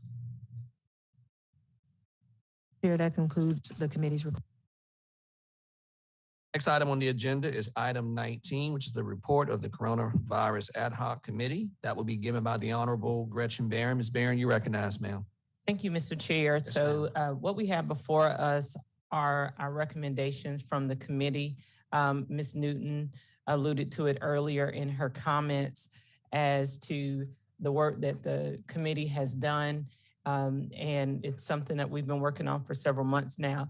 And I just want to bring your attention to page 653, where it does highlight the categories of our investment and where we're putting our funds. And we just before I give the motion, I want to lift these items up. In public health, we're spending $15 million, which is 27.21% of our total allocation. In public safety, we're spending $448.13, and that's roughly about 18%, 18.5%, and then another $19 million in community investment. That's that nonprofit area that Ms. Newton was stating about earlier, which is 34.4%. And then lastly, for cybersecurity and technology, $10,686, which is 19.3%. So it is the recommendation of the committee to take the items as the administrator has brought before us and to approve the administrator's recommendation, which will include modifications that came out of our meeting on May the 19th.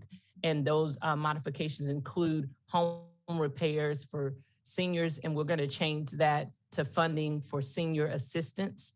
And then item 2, adding to funding for recreation and youth services and adding an amount of $1 million. Funding for affordable housing. We're changing. Excuse me. Can you kind of tell us where they are on that? Oh, I'm sorry. All of these items can be found starting on page 651. 651, specifically the items that I am, the modifications are found on pages 652. And then for item 3, as a modification that is not included in this document that came out of the committee meeting, is affordable housing. We're changing that amount to from $2 million to $4 million. And then lastly, the language, we're adding some language there that clarifies that all ARP funding allocated in this list are recommendations that are approved up to. So what you'll see, these amounts that are listed are up to $1 million or up to $4 million. So in essence, we don't have to necessarily spend all the money in those categories. And so it is the recommendation that council will take the recommendations for the administrator to include the 4 modifications listed on page 652. Mr. Racio, before you ask your question, I have a question to ask Ms. Barron. How much on public safety again? Public safety, 10,400,000 for. I just wanted to make sure that Chief Hollis heard that. That's all. I know he heard it. I'm sure he did. And if he heard it, I'm certain Sheriff Lott heard it too. But more importantly, sir, I think that we need to make sure that the citizens of Richland County hears it to say that that is our investment to make sure that we're keeping our citizens safe and we're addressing gun violence. Thank you, Ms. Barron. You recognize Mr. Racio. Thank you. I'm also very glad to see the items for fire services included in here because we need to keep our fire first responders safe. My question is about previously we discussed millage agencies. I assume that this 5.8-ish million that is at the bottom listed as a remaining balance, that some of those funds would go toward specific projects brought forward by the millage agencies. Is that correct or no? So I will address the question, and Mr. Brown, I will definitely pass it to you, but just as the chair, what you see is that $5.8 million is what is left of the 81 million that has not been allocated one way or the other, and that would be left up to the committee to determine how those dollars will be spent. Mr. Brown. Thank you for allowing me to answer. So as a part of your third reading budget, recall that you did also allocate, so of this amount that you're looking at, take out $3 million for contingency for public safety. And then also there was, I believe, the number was maybe 1.15 million, which you did other nonprofit agencies in there. So you still would have an amount left here, but it would probably be around 1 million and something. So to answer your question, there could be possible funding with what you have already allocated in the form of grants and potentially roughly about $1.5 million you might have left here, but then that would exhaust all of those funds potentially. Mr. Chair, if I may, Mr. Brown, I want to clarify that when we're speaking about the lump sums and those, it was my understanding that those would come out of the pots of money that are already allocated, listed, so that $19 million, though, that would come out of there and not out of the reserve. That wouldn't be included coming out of there. I'm just kind of speaking in general case. Got it. Okay. To nonprofits. Thank you. Yes, ma'am. You'll have the floor if you want it. I'm still not clear on where we can, I'm just going to be clear, help out the library from here. So if I may, that all of which the process of making application is still to be determined. What we are voting on tonight is a recommendation that the committee has brought forward. At this point, how we spend the dollars that have already been allocated or not would still need to be determined. And I want to be clear that it was not the intention of the committee to bring forth a solution to fix our deficits that we have in the county. But I think that we're very clear on saying that when we look at the money that has been allocated, there is possible ways that we can help organizations such as the library, or such as many of these other organizations that are here or not that have a shortfall in their budget. So the how and the nuts and bolts, we don't have those answers. Tonight is really just to approve this proposal that is before us. Mr. Racio, anything additional? I think I'll just sit with this for a minute. Okay. I believe it was Ms. Mackey and then Ms. McBride and then Ms. Mackey. If I'm correct, these are broad categories, and there are no specific projects that have been approved yet. And this may help some, Mr. Racio, because the committee makes recommendation, but the council would have to approve those recommendations. So we would have the opportunity, once we have designed the process, that it will come back before council for input.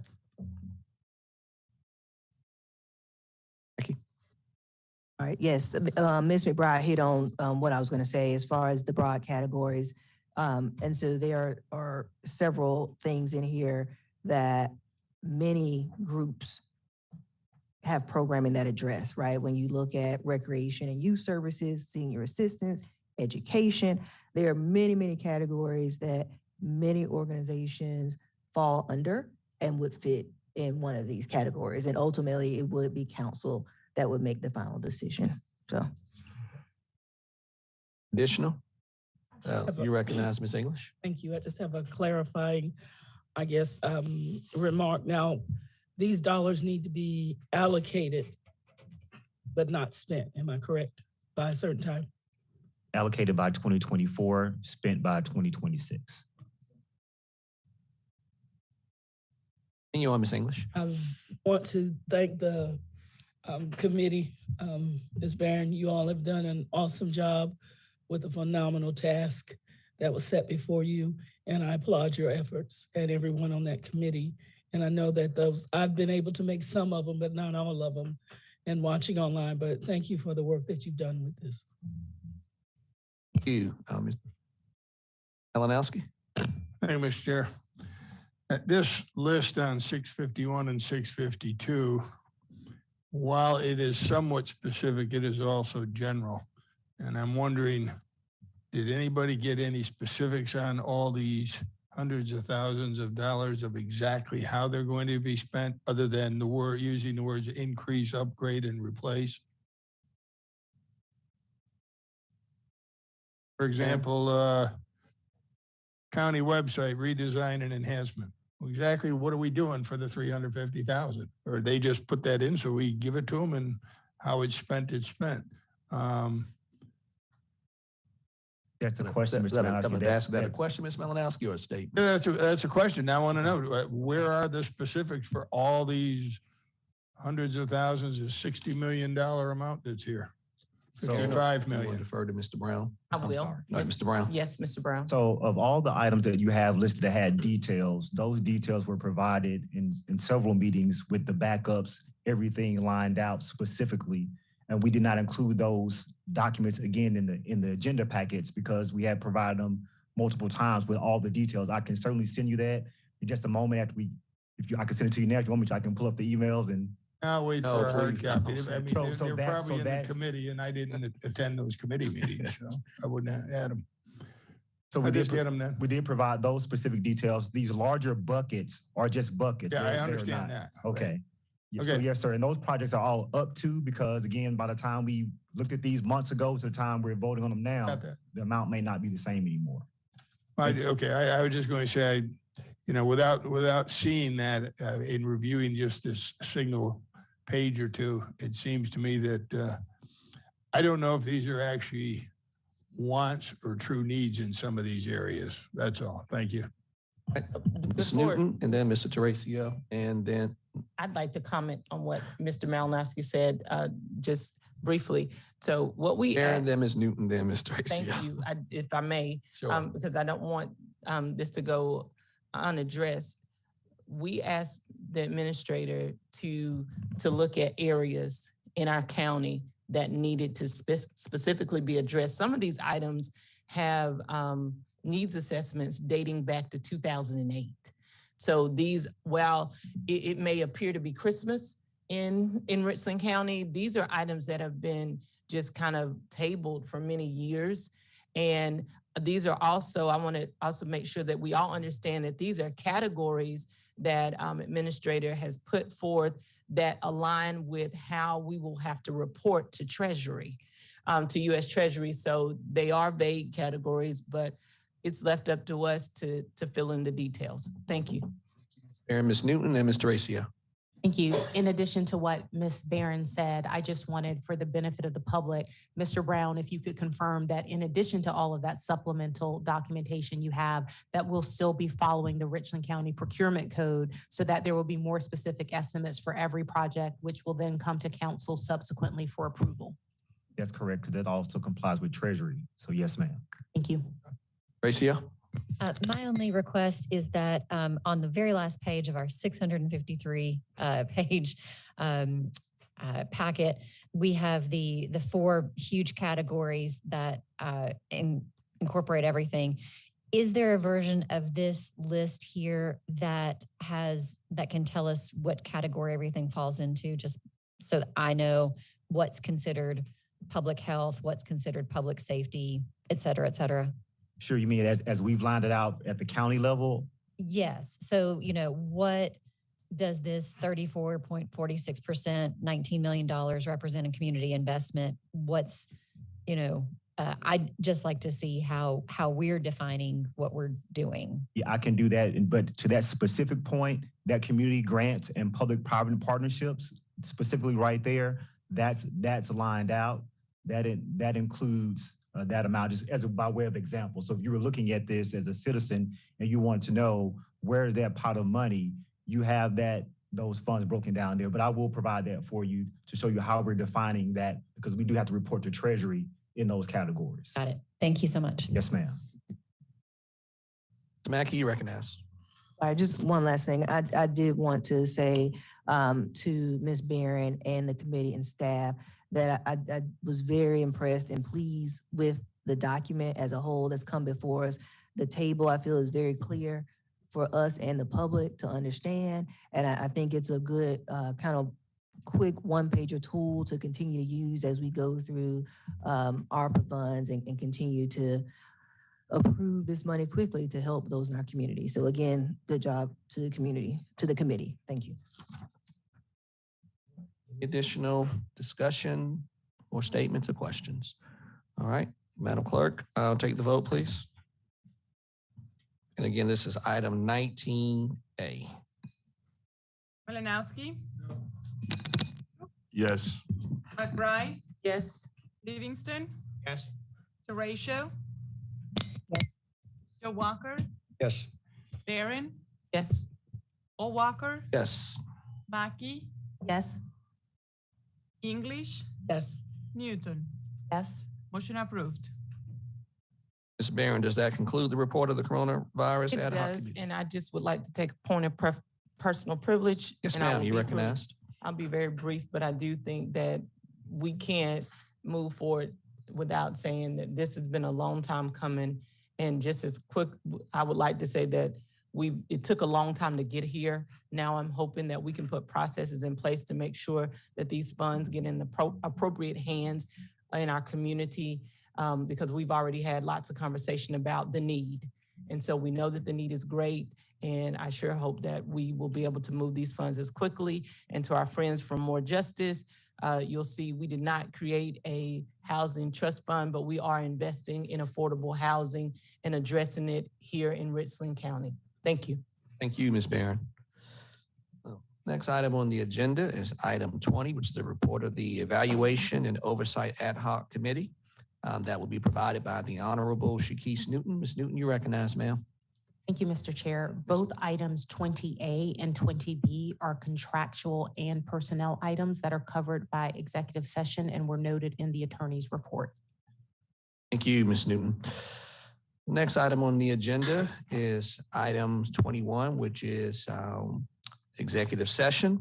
And if I recall correctly, there were 3 items on the agenda from earlier, which would have been item 6A, the Alvarez Glen Detention Center, item 6B, the 2022 County Administrative Evaluation Process, and item 6C, which is the County Attorney and Clerk to Counsel Performance Evaluation Process. So at this time, I will entertain a motion to go into executive session. So moved. Second. It's been moved to properly second. Any discussion? There being none, Madam Clerk, take the vote. Malinowski, Yes. Hughes, Yes. McBride, Yes. Livingston, Yes. Horatio, Yes. Joe Walker, Yes. Barron, Yes. O'Walker, Yes. Mackey, Yes. English, Yes. Newton. Yes. Motion approved. All right, we're in executive session.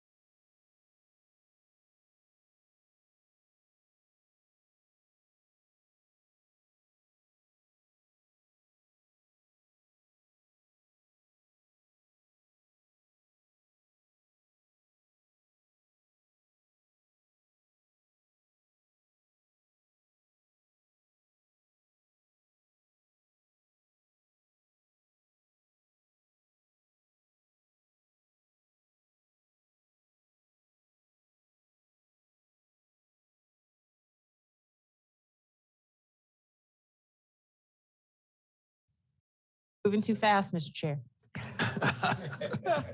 Yeah, apparently so. Motion passes to come All out of right. executive session. Okay, so went into executive session for items 6A, B, and C.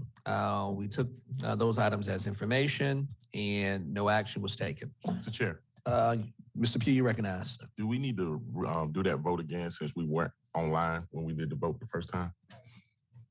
No? I believe we do. Mr. Wright? Well, it's in the minutes. Right. It's in the minutes. It may not be on the video, but if y'all want it on video, you can, but it's actually in the minutes. How do you feel about that, Mr. Pugh? I think we need to do it. Okay, so. All right. I moved. Mr. Walker moves, let's come out executive session. I believe seconded by Ms. Newton, correct? Let's move to properly second. Any discussion? There being none, Madam Clerk, will you please take the vote? Malinowski, Yes. Pugh, Yes. McBride, Yes. Livingston, Horatio, Yes. Joe Walker, Yes. Barron, Yes. O'Walker, Yes. Mackey, Yes. English, Yes. Newton. Yes. Motion approved. All right, went into executive session for items 6A, B, and C. Those items were taken as information. No action was taken. At this time, I entertain a motion. Mr. Chair, You recognize Ms. Newton? regarding items 20A and 20B, I move to authorize procurement to execute the contract that was negotiated per our previous instruction. Thanks. Is there a second? I'm sorry. I Yes, just Ms. want to make Mackey? sure we got the letters correct. You said 20A and B? Yeah, she said 20A and B, although they're listed under item 6 as B and C. For executive session items. So I just want to make sure we were. We're just all- Sure, I was, restate the motion, yes, Ms. they're part of the report for item 20, so I referenced them there, but I will amend my motion to refer to those items as items 6B and 6C for clarity. Okay, thank you, Ms. Newton. Let's move to properly second. Any discussion? There being none, Madam Clerk, take the vote, please. Malinowski, Yes. Pugh, Yes. McBride, Yes. Livingston, Horatio, Yes. Joe Walker, Yes. Barron, Yes. O'Walker, Yes. Mackey, Yes. English, Yes. Newton. Yes. Motion approved. All right. Chair, Yes, Ms. Newton, you recognized? move to reconsider. Second. It's been moved to properly second. Any discussion? There being none, Madam Clerk, take the vote. Malinowski, Pugh, No. McBride, No. Livingston, No. Horatio, No. Joe Walker, No. Barron, No. O'Walker, No. Mackey, No. English, No. Newton. No. Motion fails. And Ms. Newton, just to be clear, that's the motion for reconsideration is items 6B and C, correct? Correct. Yeah. Thank you. Okay, got it. Thank you. Chair, Yes, Ms. Barron. if we could, please, we need to reconsider the recommendation for the Coronavirus Ad Hoc Committee, please. So moved. Second. Moved to properly second. Any discussion? There being none, Madam Clerk, take the vote. Malinowski, Yes. Pugh, No. McBride, No. Livingston, No. Horatio, No. Joe Walker, No. Barron, No. O'Walker, No. Mackey, No. English, No. Newton. No. Motion fails. Next item on the agenda is item 22, the motion period, 22A to be specific. Any agency receiving funds from Richland County must provide an accounting for those funds prior to a request for funds in the next fiscal year. The reason being accountability is a must for taxpayers, taxpayer dollars rather, and the Honorable Bill Malinowski is the author of that motion. Mr. Malinowski, would you prefer to see that motion go to a specific committee? Your call, Mr. Chair. Okay. Yeah, I would direct that, I would direct that to the A&F committee. And then next motion on the agenda is item 22B, which is I move to consider Riverbanks Parks Commission's petition to allow the Riverbank Park District to issue not to exceed $80 million in general obligation bonds to make improvements at Riverbank Zoo and Gardens. That motion's authored by the Honorable Overture Walker, and that also would go to the Administration and Finance Committee. Next item on the agenda is item 23, adjournment. So move, Mr. Chair. It's been moved to properly second, non-debatable. So Madam Clerk, take the vote. Malinowski, Yes. Pugh, Yes. McBride, Yes. Livingston, Yes. Teratio, Yes. Joe Walker, Yes. Barron, Yes. O'Walker, Yes. Mackey, Yes. English, Yes. Newton. Yes. Motion approved. We are adjourned.